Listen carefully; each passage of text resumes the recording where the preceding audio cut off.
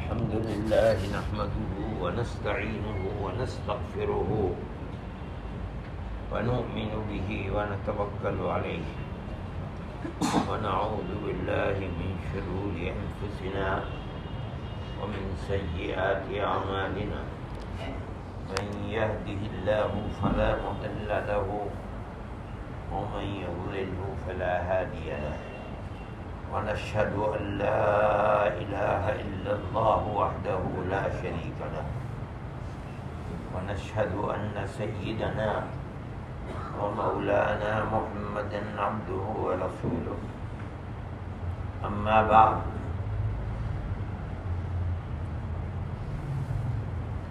یہ بات چل رہی تھی کہ حضرت سہیل تستری رحمۃ اللہ علیہ ذکر و شغل کرنے والے کے لیے کچھ چیزوں کو بہت زیادہ ضروری فرماتے ہیں اور اہمیت کے ساتھ بیان کرتے ہیں. اس میں سے اللہ کی کتاب کو مضبوطی سے پکڑنا، اس کے اندر بار بار یہ بات کہی گئی تھی کہ اس کو اپنا امام بنانا.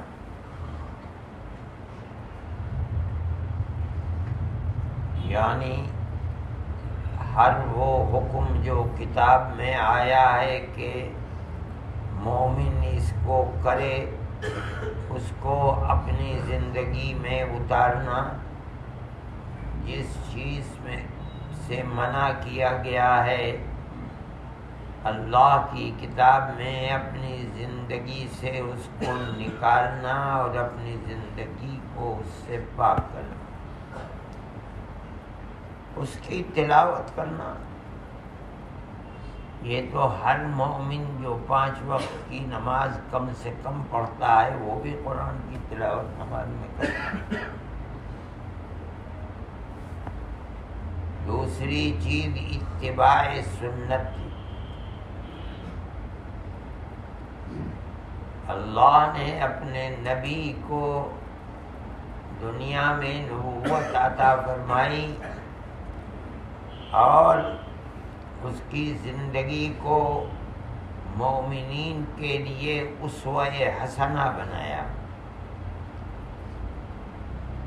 نمونہ بنایا کہ اس کو دیکھو، یہ جس طرح نماز پڑھتا ہے تم نماز پڑھو، جس طرح روزہ رکھتا ہے تم روزہ رکھو، جس طرح حج کرتا ہے تم حج کرو، جس طرح یہ تمہارے ساتھ رہتا ہے تم اس طرح دوسروں کے ساتھ رہو. یہ اپنے بچے اور بیویوں کے ساتھ جس طرح رہتا ہے تم بھی اپنے اہل و عیال کے ساتھ اسی طرح رہو. یہ مطلب ہے کہ اللہ کے نبی کی ذات تمہارے لیے اسوہ حسنہ ہے. اس کو دیکھو اور اپنی زندگی اس کے نقش قدم کے اوپر چلاؤ. یہ بھی اللہ کا ذکر کرنے والے کے لیے ضروری ہے. اور تیسری چیز جو بہت ضروری ہی ہے، ان 2 میں آ چکی ہو لیکن تخصیص بعد التعمیم کے طور پر سب آ گیا. خصوصیت کے ساتھ اس کو ہم ذکر کرتے ہیں کہ جو کھاؤ حلال کھاؤ. اگر حرام کی ذرا بھی آمیزش ہے، ملاوٹ ہے اس کے اندر، اور تم جانتے ہو کہ ہے، اس کو مت پیٹ میں جانے دو.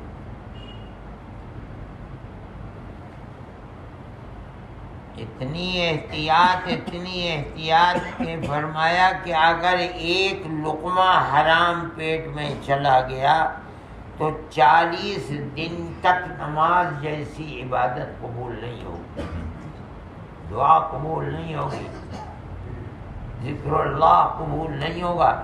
اور جو رات دن کھاتا ہے حرام اور حرامی کماتا ہے اس کا کیا ہوگا؟ اگر مر جائے گا تو خاتمہ بھی خیر کا نہیں ہوگا۔ ذکر اللہ کہاں سے ہو جائے گا؟ اس کو خصوصیت کے ساتھ ذکر کیا گیا تھا۔ ہر وقت ہر مومن مرد یا عورت سفر میں حضر میں خود فیصلہ کرے کہ میں جو کما رہا ہوں وہ حلال ہے حرام ہے، خود فیصلہ کرے کہ حرام کی اس میں ملاوٹ ہے یا نہیں ہے۔ اگر ہے ملاوٹ اپنے آپ کو پاک کرے، نہیں تو نماز پڑھے گا تو تیری نماز ہو جائے گی، تیرے دیکھنے میں اللہ کے یہاں قبولیت نہیں ملے گی۔ قرآن پڑھے گا تیرا قرآن پڑھنا مقبول نہیں ہوگا، دعا مانگے گا تیری دعا مقبول نہیں ہوگی۔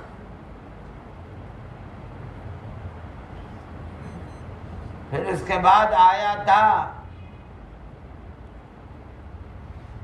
توبہ، گناہوں کا نہ کرنا۔ ایک اور چیز ادائیگی حقوق، ہر ایک کا حق ادا کرو۔ حق اللہ نے متعین کر دیا، اس کی خدمت کرو، اس کی کرو، اس کی کرو، اس کی کرو۔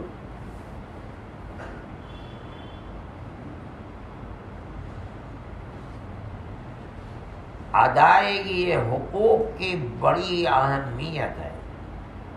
دنیا کے اندر رہن سہن کے اندر ایک دوسرے کے ساتھ اللہ اور اس کے رسول کے بعد سب سے بڑا حق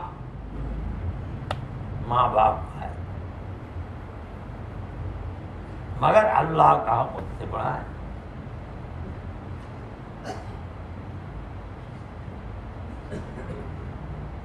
ان دونوں کے درمیان میں اوپر والے کو اوپر رکھنا ضروری ہے، اور جو نیچے ہے اسے نیچا کرنا ضروری ہے۔ یہ نہیں ہو سکتا کہ ان دونوں کے درمیان میں جو فاصلہ ہے اس کو ختم کر دیا جائے، یا اوپر کو نیچے، نیچے والے کو۔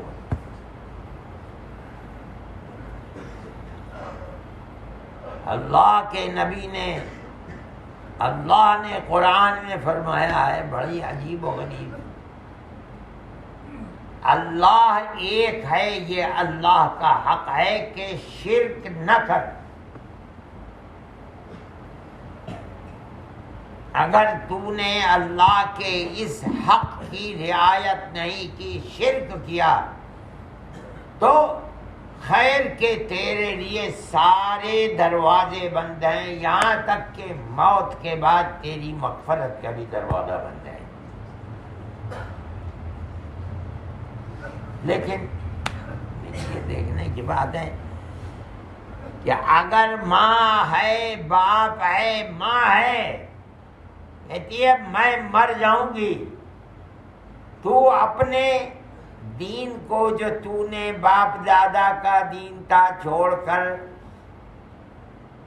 نیا دین اپنایا ہے، میں مر جاؤں گی، کھانا نہیں کھاؤں گی۔ کیا ہے؟ ایک طرف ماں کا حق ہے، دوسری طرف کہتی ہے شرک کر، وہ اللہ کا حق ہے۔ اب بندہ کیا کرے؟ اللہ نے ایک راستہ دیا ہے قرآن کے اندر، وَإِن جَاهَدَاكَ عَلَىٰ أَن تُشْرِكَ بِي مَا لَيْسَ لَكَ بِهِ فَلَا تُطِعْهُمَا، لیکن وَصَاحِبْهُمَا فِي الدُّنْيَا مَعْرُوفًا۔ اگر ماں باپ کوشش کریں کہ تو اللہ کے ساتھ شریک بنا کسی کو. ماں کہہ رہی ہے میں مر جاؤں گی، کھاؤں گی نہیں جب تک تو اللہ کے ساتھ کسی کو شریک نہیں بنائے گا. جو تیرا میرا ہے، تیرے باپ کا جو دادا پردادا جو کرتے چلے جائیں وہی کر. اللہ کہتا ہے لا تطعہما، ان دونوں کے کہنے کو نہ مان.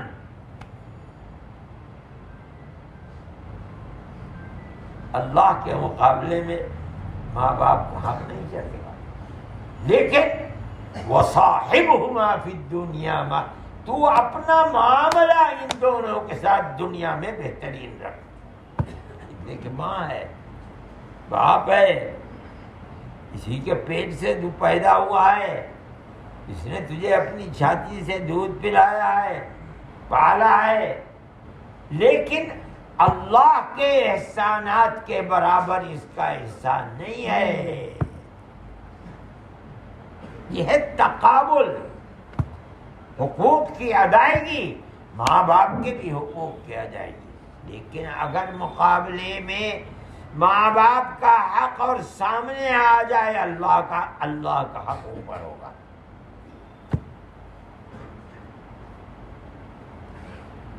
یہ اسلام کی عجیب و غریب تعلیمات ہیں. ہندی کی چندی کر کے اس طرح سے تعلیم دینا جیسے قرآن اور حدیث کے اندر دنیا کی کسی مدد کے اندر نہیں ہوگا. ماں باپ کا حق بہت بڑا حق ہے. کون ہے دنیا میں جس کا احسان اولاد کے اوپر ایسا ہو کہ جیسا ماں کا اور باپ کا ہے؟ کوئی نہیں ہے.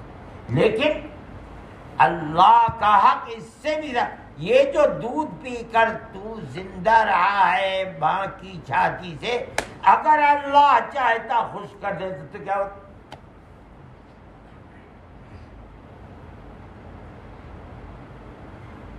اللہ چاہتا تیری پیدائش کے وقت ہی اسے مار دیتا. اب تو پیدائش سے پہلے آپریشن کر کے نکال لیتے، ماں مر گئی.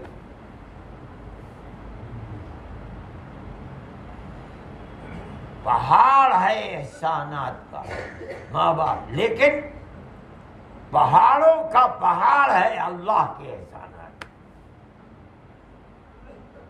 لا تعد ولا تحصى حقیقتاً. اگر گنو گے اللہ کے احسانات کو تو گن نہیں پاؤ گے. لا تحصوها وإن تعدوا نعمة الله لا تحصوها. ماں باپ کا احسان بہت بڑا ہے، لیکن جب دو احسانوں کا مقابلہ ہوا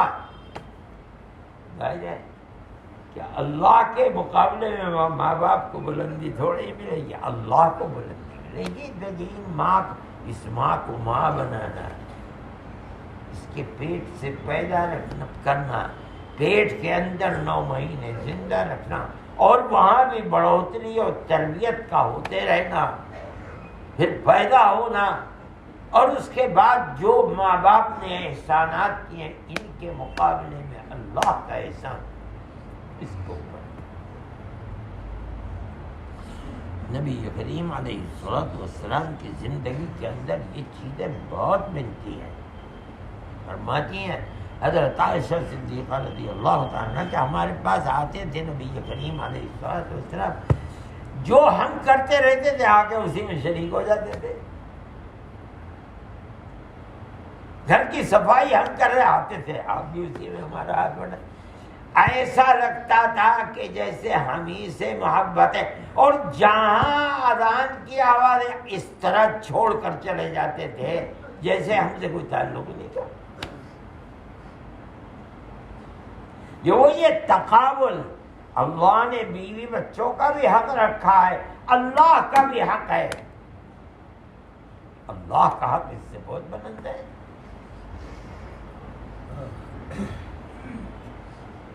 رات کو سوتے ہیں پھر اٹھتے ہیں، پھر اللہ کی عبادت کرتے ہیں، قرآن کی تلاوت کرتے ہیں، کھڑے ہو کر نماز پڑھتے ہیں، پھر سو جاتے ہیں، پھر تھوڑی دیر کے بعد. کیا ہے؟ دو تقابل ہیں.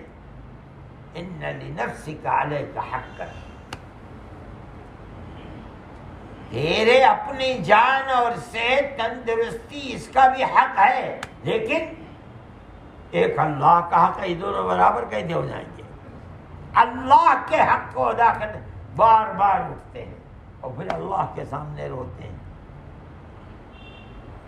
پھر اس کے بعد نفس کے حق کو ادا کرنے کے لیے پھر آرام پھر اس کے بعد اٹھتے ہیں،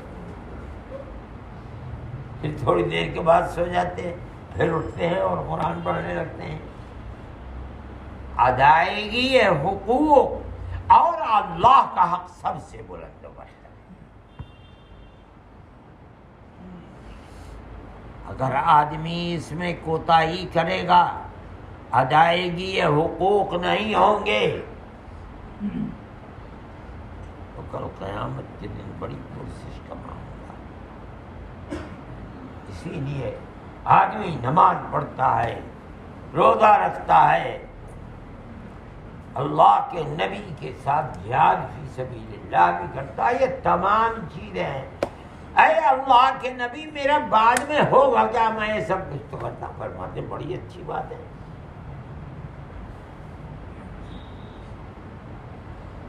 تجھ کو آخرت کے اندر بڑے بڑے بڑے بڑے مدارج ملیں گے، الا ان تعق ابویک، مگر یہ یاد رکھنا اگر تو نے اپنے ماں باپ کی نافرمانی دنیا میں کی ہے تو ماں باپ کی نافرمانی تیرے اور جنت کے درمیان میں دیوار بن کر کھڑی ہو جائے گی۔ حقوق کی بات ہے۔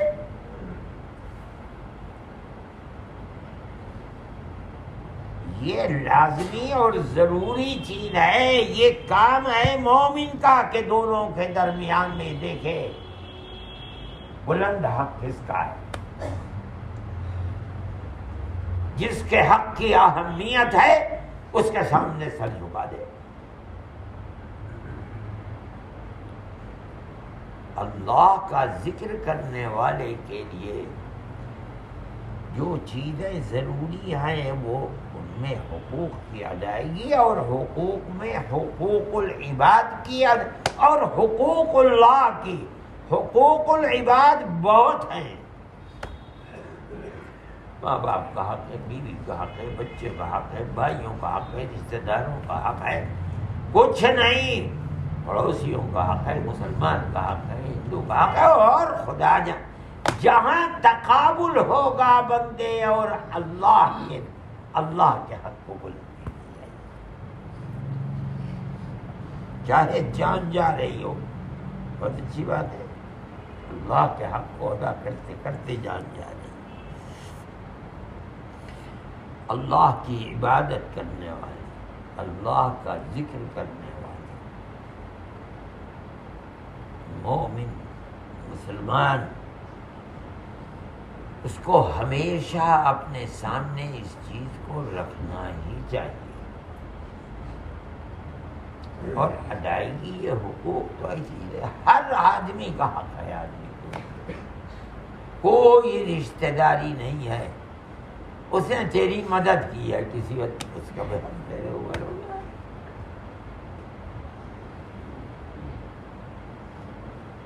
کسی ایک ضرورت کے وقت تیری ضرورت کو پورا کیا، اس کے بعد تیرے اوپر حق ہو گیا۔ کوئی بھی نہیں ریل میں سفر کر رہا ہے، بس میں سفر کر رہا ہے، تیرے برابر میں بیٹھا ہے، اس کا بھی حق ہے تیرے لیے۔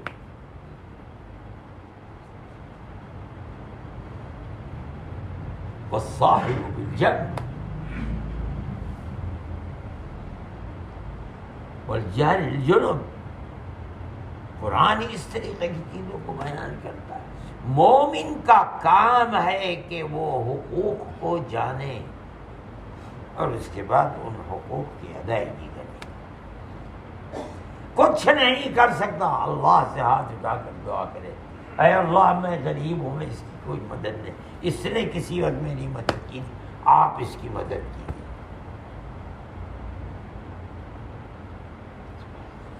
یہ بھی حدیث کے اندر ہے کہ اگر مدد کرنے کے بعد کسی نے دل سے کہہ دیا جزاک اللہ، بھائی میں تو کچھ نہیں کر سکتا، اللہ تجھے اس کی جزا دے دنیا میں اور آخرت، حق ادا کر دیا اس نے۔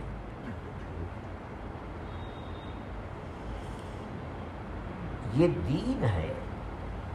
لوگ اسلام کو برا بھلا کہتے ہیں کہ اسلام ایسا ہے ایسا ہے ایسا ہے، جہادی ہے، قتل ہے، غارت گردی، جانتے ہی نہیں، جاہل ہے، نہ اسلام کو پڑھا ہے نہ جانتے ہیں۔ اسلام سے بہتر تو کوئی دنیا کے اندر مذہب ہے نہیں، اس کو پیش کریں گے کہ اسلام کے مقابلے کے اندر یہ چیز۔ اسلام نے تو انسان کی زندگی کے کسی گوشے کو بھی پیاسا نہیں رکھا ہے کہ اس گوشے میں ہدایت دے کر کے حق کی ادائیگی کے لیے بات رکھے گی۔ مومن کے لیے، اللہ کا ذکر کرنے والے کے لیے، عبادت کرنے والے کے لیے، اللہ کی عبادت کر رہا ہے اور جن کے حقوق ہیں ان کے حقوق کتنے ادا، یہ دیکھنا پڑے گا۔ اگر نہیں دیکھے گا تو اس عبادت کی قبولیت کے اندر فرق پڑے گا۔ اللہ سب کچھ جانتا ہے، دیکھتا ہے، وہ ہمارے عمل کو بھی دیکھتا ہے، ہمارے دل کی کیفیت کو بھی دیکھتا ہے، ہم کیا سوچتے ہیں اس کو جانتا ہے، کوئی چیز تو چھپی ہوئی ہے۔ میرے بھائی، یہ رمضان کے دن ہیں، بہت خیر کا زمانہ گزر گیا اور تھوڑا سا رہ بھی گیا ہے۔ جب ادائیگی حقوق کے بارے میں پیچھے مڑ کے دیکھنا چاہیے۔ اگر حقوق کی ادائیگی میں کمی ہے تو اس کے لیے قدم بڑھانا چاہیے۔ تب جو عبادت کی جا رہی ہے، جو روزہ رکھا جا رہا ہے، بھوک اور پیاس کو برداشت کیا جا رہا ہے اللہ کی رحمت کے حصول کے لیے، تب اس کے اندر گرمی پیدا ہوگی۔ اللہ ہم سب کو حسن عمل کی توفیق عطا فرمائے، حقوق کی ادائیگی کی فکر عطا فرمائے، اور اس طرح ہماری دنیا کو بھی آباد فرمائے، ہماری آخرت کو بھی آباد فرمائے۔ صلی اللہ تعالی علیہ وسلم۔